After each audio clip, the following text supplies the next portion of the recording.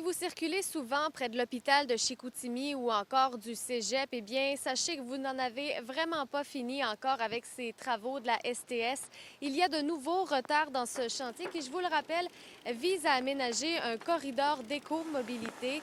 Alors, après un problème avec une conduite d'eau de la ville, maintenant, il y a de nouveaux délais en raison d'un retard dans la livraison de certains matériaux.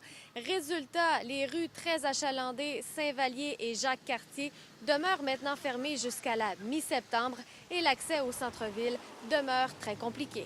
Vous avez tenté d'accéder à l'hôpital ce matin. Comment vous avez trouvé ça? Ben, c'est sûr que c'est un petit peu difficile. On peut pas avoir accès au stationnement, fait qu'il faut se parquer plus bas puis s'en venir à pied. Là. Il faut prévoir le coup, là, parce que si tu arrives, tu sais pas, c'est sûr que tu cours les parkings.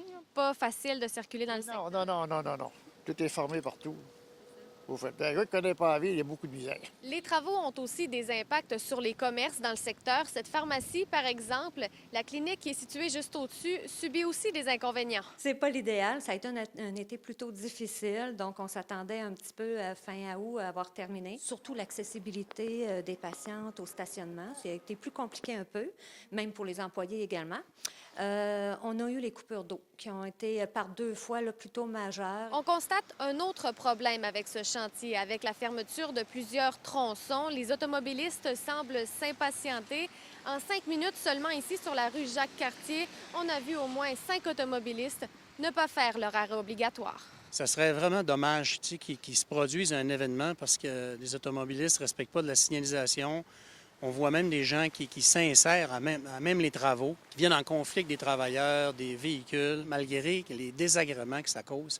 Je pense qu'il faut quand même respecter les limites de vitesse, la signalisation. Le directeur général de la STS souligne également que de la signalisation supplémentaire a été ajoutée plus loin en amont du chantier pour que les automobilistes aient à faire le moins de détours possible. Le meilleur conseil demeure toujours d'éviter de passer par le boulevard Talbot pour accéder au centre-ville.